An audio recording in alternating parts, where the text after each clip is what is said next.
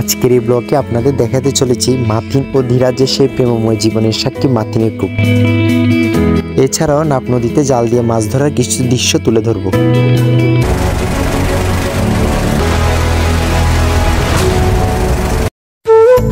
প্রথমে আমরা Teknaf bus stand থেকে একটি অটোরিকশা নিয়ে চলে যাই জেটিঘাটের উদ্দেশ্যে। জেটিঘাটে আসা মাত্রই আমার বন্ধু জাল নিয়ে নেমে পড়ে নাপ নদীতে।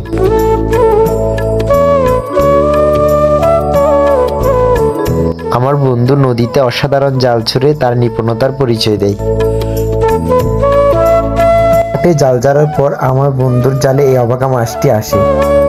চাচা এই জালের মাধ্যমে এই তৈলা মাছটি ধরলো। এটা তো সমুদ্রের একদম তরতাজা একটা মাছ। এগুলো আমরা মানে জ্যান্ত মাছ এভাবে আমরা পাই না, এগুলো হচ্ছে আমরা বরফের মাধ্যমে পাই।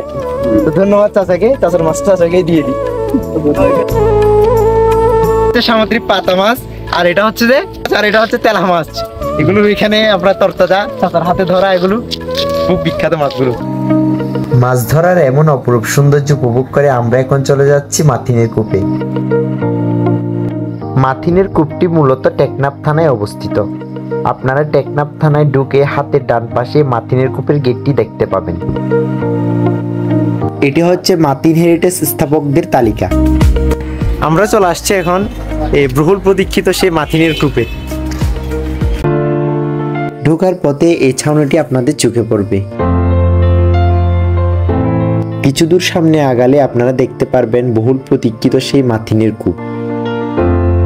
আমরা এখন আছি ধীরাজ এবং মাথিনের সেই প্রেমময় জীবনের কাহিনী।